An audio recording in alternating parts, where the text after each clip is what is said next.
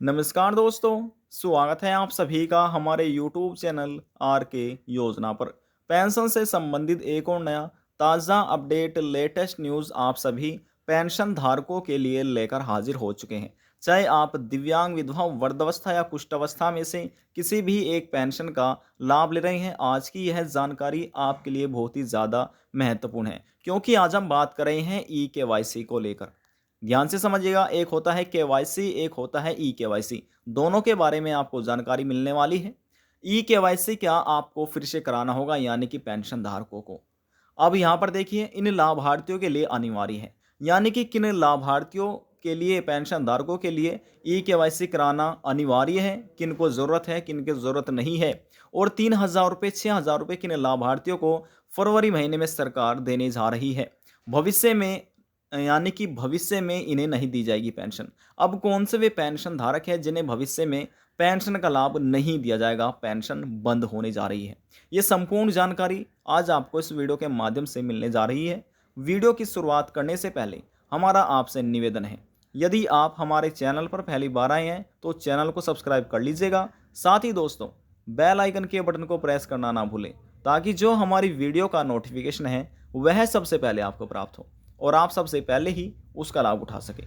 चलिए दोस्तों, वीडियो की शुरुआत कर लेते हैं।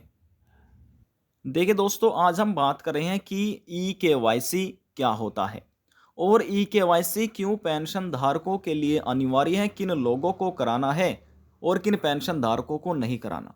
क्या आपको दोबारा कराने की आवश्यकता है, ये यहाँ पर आपको जानकारी मिलने वाली है। तो दोस्तों, सबसे पहले तो आप यहाँ पर ये समझ लिए कि जो आपका ई केवाईसी होता है, सरकार क्यों करा रही है।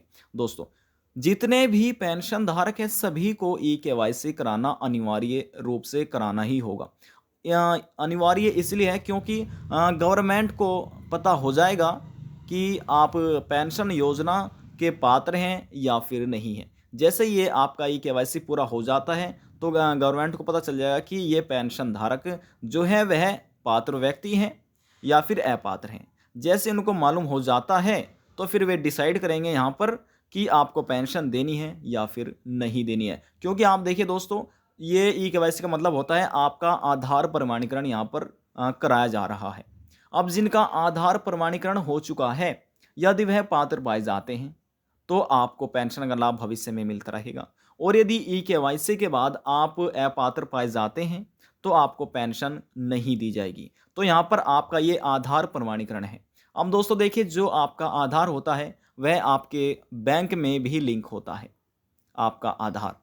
और यहाँ पर यानी कि हर जगह, चाहे आपका सरकारी कार्य हो या गैर सरकारी कार्य हो, सभी में ही आधार की आवश्यकता होती है। तो जैसे ही दोस्तों आप ये अपना आधार प्रमाणीकरण कराते हैं तो गवर्नमेंट को पता हो जाता है कि कौन पात्र है, कौन अपात्र है। देखिए, यदि भविष्य में आप पेंशन लेना चाहते हैं तो आपको ई केवाईसी तो कराना ही होगा। जी हाँ दोस्तों, अन्यथा आपको पेंशन का लाभ नहीं दिया जाएगा। बहुत से ऐसे पेंशन धारक हैं, वह डरे हुए हैं और अपना ई केवाईसी नहीं करा रहे हैं। वे सोच रहे हैं कि हम अपात्र हो जाएंगे। तो दोस्तों, यहाँ पर आप ये देखिए, यदि आप पेंशन लेना चाहते हैं भविष्य में तो ये तो आपको कराना ही होगा, चाहे आप पात्र होते हैं या फिर अपात्र होते हैं।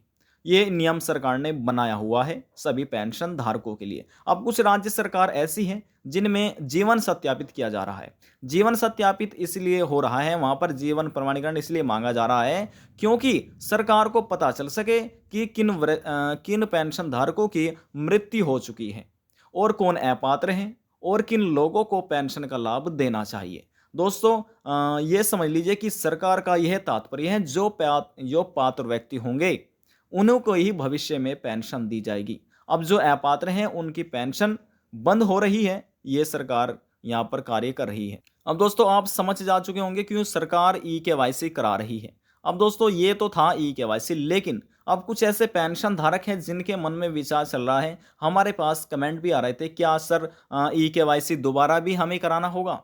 तो हम उनकी जानकारी के लिए बता दें कि सरकार ने अभी ऐसा कोई नियम नहीं निकाला है कि आपको पेंशन का अपना ई केवाईसी दोबारा कराना होगा। ठीक है ना दोस्तों, यदि कोई ऐसा नियम पारित होता है तो आपको जानकारी दे दी जाएगी। हालांकि अभी एक बार ही ई केवाईसी कराई जा रही है, जो कि सरकार सभी पेंशन धारकों से बोला गया है कि आप अनिवार्य रूप से अपना ई-केवाईसी करा लीजिए यदि आप भविष्य में पेंशन लेना चाहते हैं। तो दोस्तों यहाँ पर देखिए किन लोगों को भविष्य में पेंशन नहीं दी जाएगी।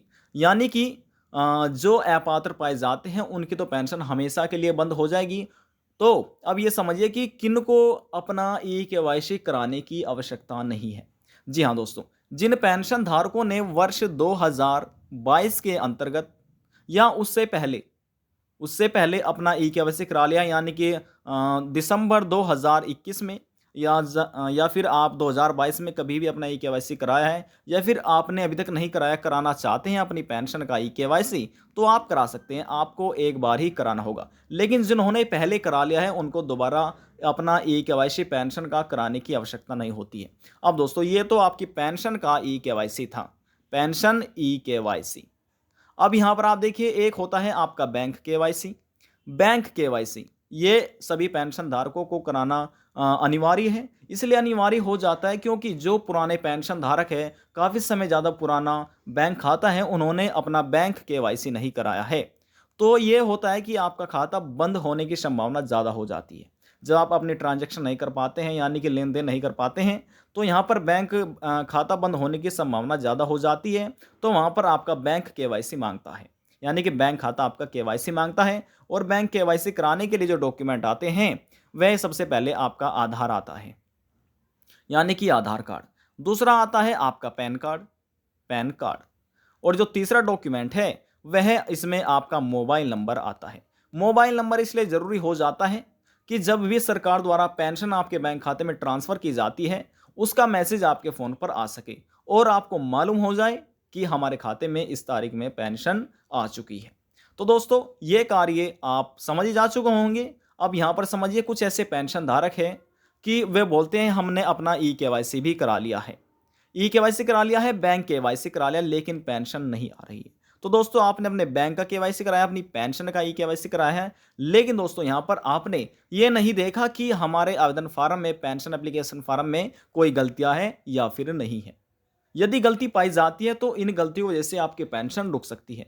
हो सकता है आपके नाम में स्पेलिंग से मात्रा में कोई गलती हो रही हो, आपका पीएफएमएस एक्सेप्ट ना हो, इनवैलिड हो रहा हो, तो इस वजह से पेंशन रुक सकती है। कुछ ऐसे पेंशन धारक हैं जो महिला है या फिर पुरुष है। यदि महिला पेंशन धारक है तो वहाँ पर फीमेल की जगह मेल हो रहा है। यदि कोई वृद्धावस्था, माफ़ कीजिएगा, यदि कोई आप समझिए विधवा पेंशन धारक है या तलाकशुदा पेंशन धारक है, या फिर महिला है, वृद्धावस्था पेंशन योजना का लाभ ले रही है, लेकिन वहाँ पर फीमेल की जगह पर मेल लिखा आ रहा है, इंग्लिश में या हिंदी में, तो यहाँ पर इन कारणों की वजह से भी पेंशन रुक जाती है। आपका सभी जानकारी ए टू जेड सही होनी चाहिए, आपके आधार कार्ड में भी वही जानकारी होनी चाहिए, आपका एड्रेस, पता, मोबाइल नंबर, और दोस्तों आपके एप्लीकेशन फार्म में पेंशन की वही जानकारी होनी चाहिए, और वही जानकारी आपके बैंक में होनी चाहिए। फिर भविष्य में आपकी पेंशन रोक कोई नहीं रोक सकता है। यदि आपका ई-केवाईसी भी हो जाता है, सभी कार्य आपके कंप्लीट हो जाते हैं जो हमने बताया है, तो आपको पेंशन 101% दी जाएगी। आप यहाँ पर समझ जा चुके होंगे दोस्तों। यदि आप अपना ई-केवाईसी कराना चाहते हैं, ई-केवाईसी कराने के लिए आप नज़दीकी सीएससी सेंटर पर जा सकते हैं। यहाँ पर जो डॉक्यूमेंट की आवश्यकता होती है, आपका आधार कार्ड आ जाता है और मोबाइल नंबर। इन दोनों के माध्यम से आप अपना ई-केवाईसी पेंशन का करा सकते हैं। और यदि किसी पेंशन धारक के एप्लीकेशन फार्म में गलतियाँ हो रही है, सुधरवाना चाहते हैं, तो आप हमारी पिछली वीडियो देख सकते हैं। उसमें तरीका बताया गया है और डॉक्यूमेंट्स भी बताए गए हैं कि कहाँ पर आपको जाना होगा, कैसे आप जमा अपने डॉक्यूमेंट कर सकते हैं, अपनी पेंशन में संशोधन कर सकते हैं। आज की जानकारी में बस इतना ही। यदि आपको हमारी दी हुई जानकारी पसंद आई तो वीडियो को जरूर लाइक कर दीजिएगा। आपके एक लाइक से हमें बहुत ज़्यादा मोटिवेट मिलता है। और यदि जानकारी को लेकर मन में कोई सवाल है, डाउट है, पूछना चाहते हैं, तो आप हमें नीचे कमेंट बॉक्स में जाकर पूछ सकते हैं। सभी सवालों का जवाब आपको दे दिया जाएगा। लास्ट में निवेदन यही करेंगे, चैनल को सब्सक्राइब और साथ ही बेल आइकन के बटन को प्रेस करना ना भूलें। अब हम आपसे मिलते हैं नेक्स्ट वीडियो में एक और नई जानकारी के साथ। जब तक के लिए जय हिंद, जय भारत।